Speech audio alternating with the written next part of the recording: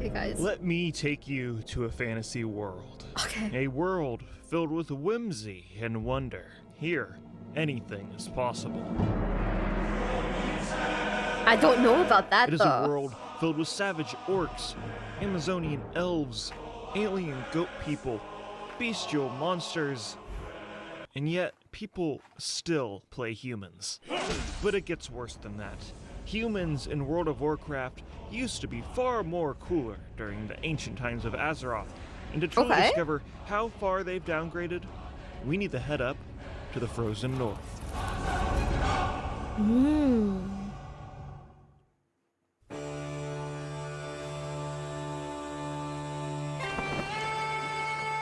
Yep, I've been watching. Great. We need something that's not sad to wipe away all the sins that we've done as player characters.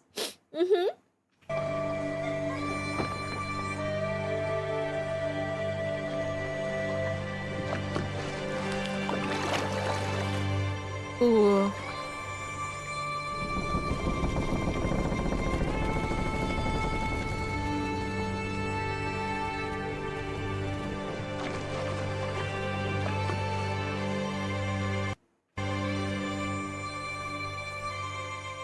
When the Pantheon first discovered Azeroth, it was infested with the presence of the old gods.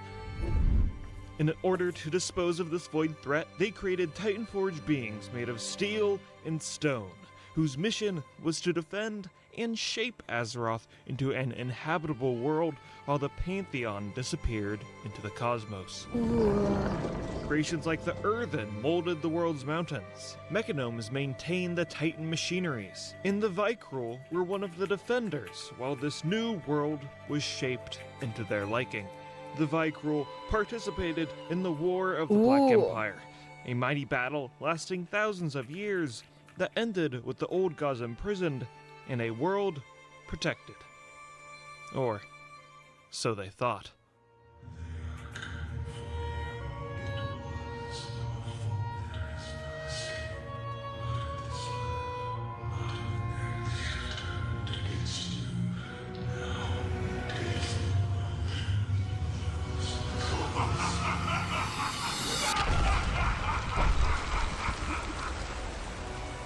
Within his prison, the old god Yogg-Saron infected the Forge of Wills with the curse of flesh. This meant that any new Titanforge created would slowly deteriorate into beings of flesh and blood. I hate this. You guys can't see it because my big fucking head isn't. Okay, hold on, guys. I am not looking at this by myself. We as a community, we are gonna look at this together. I don't care if I'm not if I'm blocking this bit for a bit. It's fine. I'll block it. We need to look at this as a community. I refuse to look at this myself. Why? And this curse would start to affect older generations as well. Over the spans of generations and generations, the Iron Vikru's skin became brittle and weak. Priestesses went into deep meditation to find a cure for this debilitating affliction, and the Vikru realized that if they were to survive, they would have to adapt. I love this. Being human is a debilitating condition. Also, I kind of hold up. Now my head's blocking it. I kind of love how everyone's got clothes. It's just the guy is still I'm not gonna put on a shirt. Also, I'm gonna shift myself again so that you guys can look at this with me. I refuse to look at this by myself. We gotta do this together.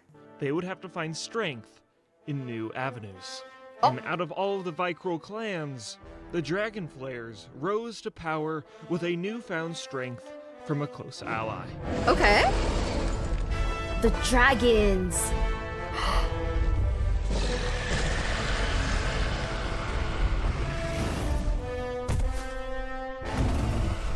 By Not the taming dragon. and befriending wild proto-drakes, the Dragonflayer clan was able to defeat one of their biggest enemies, the Jalgar, a race of humanoid bear people who would retreat into Central Kalimdor, where they would eventually be known as the race called the Furbolgs we know today. The what now?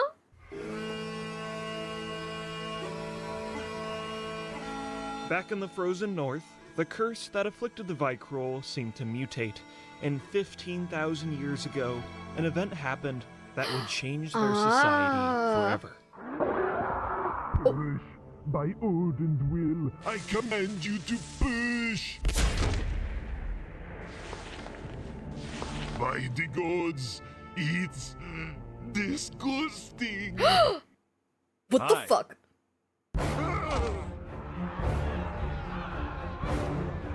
Seemingly overnight, the curse had evolved and new Vikru born were disfigured runts. A guy walked up to me and said, "I'm a teepee, I'm a wigwam, I'm a teepee, I'm a wigwam." I said, "Relax, man, you're too tense." Someone needs to explain that joke to me. I don't get it. These children were seen as ugly and weak, the exact opposite traits Vikru society valued. You know, that's how my mom felt. Probably. Who knows?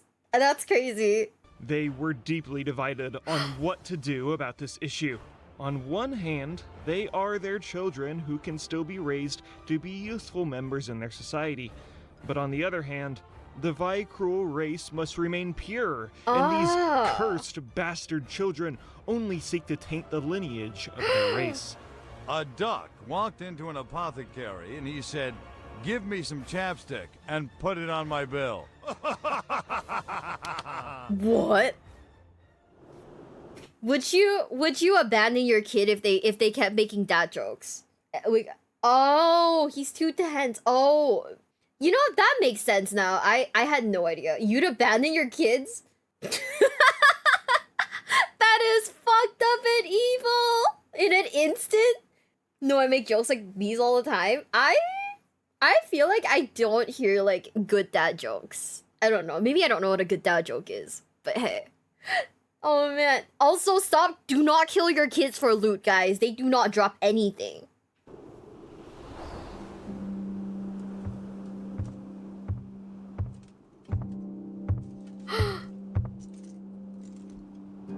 It was up to King Yimron, ruler of the Dragon Flayers, to make the decision. The Vikru did not know the curse of flesh was the old god's doing. They assumed that this affliction was because the Titans had abandoned them in their time of need and damned them to this curse, leaving them with this new blight on their society.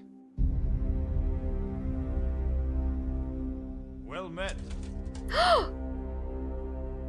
Go away.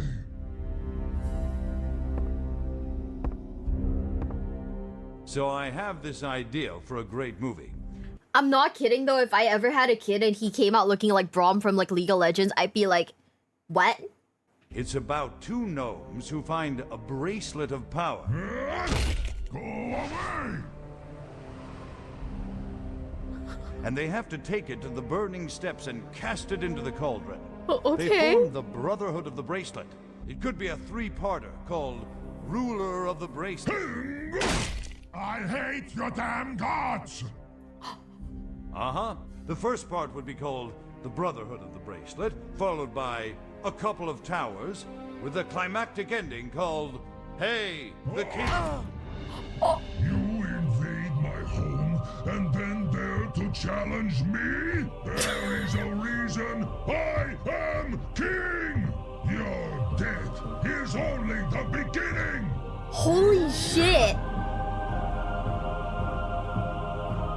R.I.P. Braum.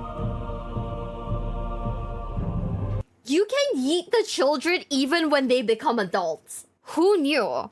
They've cracked the code. Are you liking this video? You are, aren't you? Aren't you? Well, if you like this video, remember to like and subscribe. Also, drop a comment down telling me what you want to see next, and maybe I'll do it.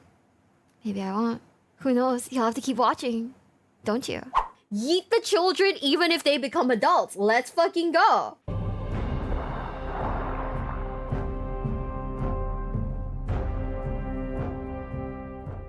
Enraged by his betrayal of don't actually yeet children and or adults. Do not do that, guys. I'm just saying. Do not yeet as the fetus. trust of the Titans, King Yimron outlawed the worship of their gods and directed his rage at the runts that poisoned his people. By the king's decree, the malformed children and their families were ordered to the Shallybjorn for execution. Of course, many of these families did not voluntarily forfeit their lives, and that is why King Yimron had barbarians like Scotty the Ruthless to hunt these families down and take care of them himself. Cover for me. I got a whiz behind a tree. Yo! These families realized that the North was no longer a place that could be called home, and they fled with their children.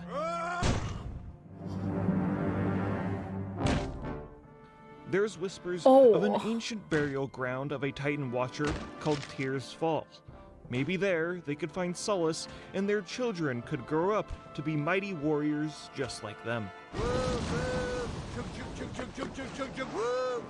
So, they left, traveling into the great unknown so their cursed children could live a life where they did not get treated as monsters. Curse you! Curse your mother! I will take your head down your throat! You Odin himself would be under the ground! I thought I was bad, holy shit.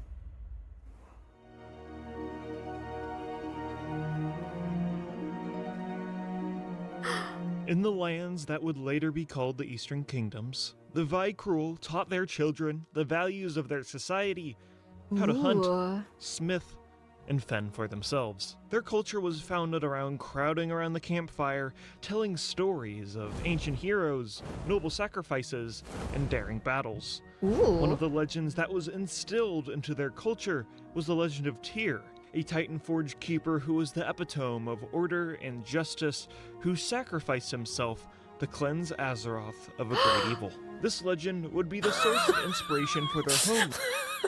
Wait, I need to look at this one more time. Who was the epitome of order and justice, who sacrificed himself to cleanse Azeroth of a great evil. This legend would be the source of inspiration for their homeland, which would later be called Tirisfal Glades, and his silver hand would become the defining symbol for the paladins of the Knights of the Silver Hand, who would be established thousands and thousands of years in the future. Hell yeah. That is so fucking funny though. I choose to believe that that happened. He flipped horizontally and flew at the guy like a nuke. It is that 100% that is canonically what happened, guys. Do not tell me it is not the case. That 100% happened. Over time, the Vikru either died off or left to go back to the northern reaches of Azeroth, leaving their children to live for themselves.